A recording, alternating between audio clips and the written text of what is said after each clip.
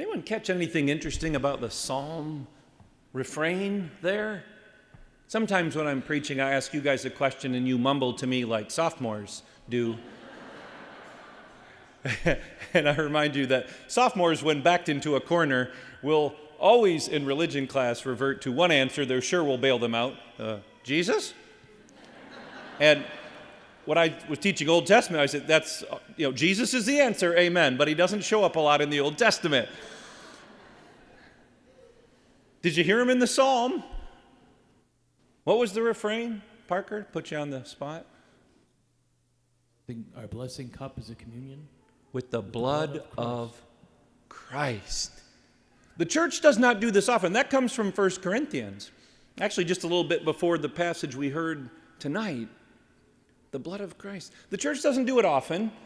Insert something that's not from the psalm. We had Psalm 116, which were the verses. But the refrain is really the church making an interesting statement. It's the psalm says, the cup of salvation I will take up. And the church says, do you realize what the cup is?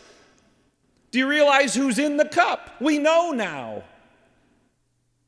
And so even the psalm can't stay the same tonight. Even the psalm can't stay the same. It's not just poetry anymore. The cup of salvation. It's not just memory. The cup of salvation is no longer just an image. Brothers and sisters, it's in our hands. It'll be in our hands in this Eucharist. And if that were all, if we just stayed at the altar, that would be plenty. But the gospel won't let us. Amen? The gospel won't let us stop there. It's the same Jesus who takes the bread and says, this is my body, that then gets up and kneels down and washes the feet. And brothers and sisters, that's not a second message. That's the same thing. The Eucharist, what is his love? In this washing of the feet, that's what his love does. What his love is and what his love does. At the altar, this is my body given for you. On the floor, it's the same thing with no words at all. Except the word that became flesh. Except the great I am. Not speaking and yet communicating a universe's worth of love. If we separate them, brothers and sisters, if we separate what's going to happen at this altar from what's going to happen at these chairs, we lose both. We lose his love and we lose what his love does. You know, having just coming back from our Jamaica mission, usually I shave for Mass, but we just got back, so put up with it, okay? I saw this so profoundly in the mission, and not in powerful ways. They did lots of cool projects and all that. But what really struck me, and if you ask them honestly, they would say the same. It's not just what they gave, as is often the case, it's what they received. That they were invited into people's lives, that they held little babies, high school boys holding little babies that fell asleep in their arms, that these families entrusted their babies to these high school boys. I might have advised them not to, I don't know.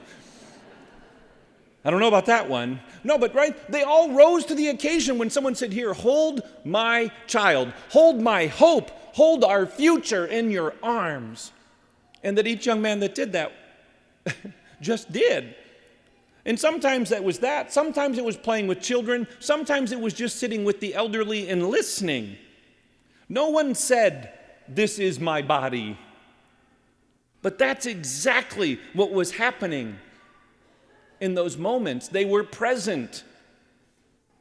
And at the same time, they were being welcomed, they were being trusted, and they were being loved by the community.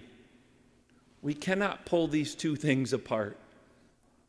The kneeling down and washing of feet, and the raising up of his presence in this Eucharist. This is how it works. Before we wash feet, we let someone kneel before us.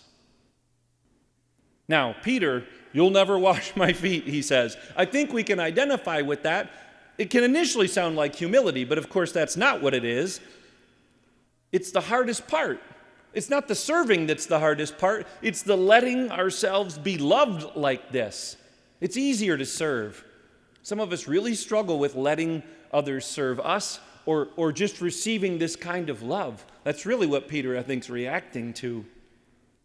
Letting Jesus get that close to him, and that Jesus could see Peter's unideal self, the real, ordinary, unfinished person that is Peter. And of course, Jesus going, I already know who you are. I already know what you're going to do. I already know in a few hours you're going to tell everyone you don't even know me. And I still love you perfectly. Man, that's the love that will be in our hands. The same love that calls us to wash feet. That's what we do tonight. Not just receiving something that's holy, but letting him, Jesus, serve us. Letting him place into our hands what we cannot give ourselves, which is himself, his life poured out, the cup of his blood. He will give to us the one thing we cannot do ourselves. And then he says, as I have done, you should also do.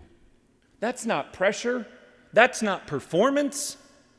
That's his love taking root. So tonight, let us come forward with open hands. He gives the cup. He kneels before us. He stays with us. Brothers and sisters, don't rush that. Stay.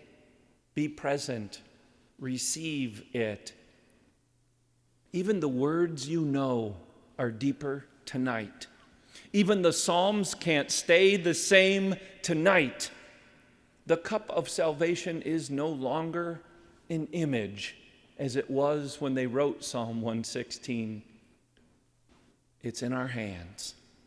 And in time, you'll find your way to someone else's feet, and you'll love the way you've been loved tonight, the way you were loved on the night when he gave this gift,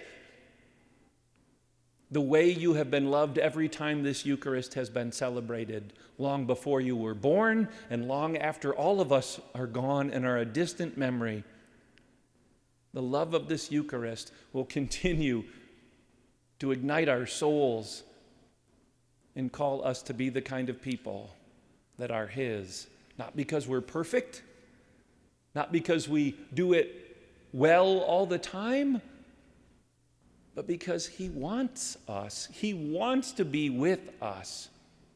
And so on the night before he died, he gave us his presence forever, and he gave us the model of service.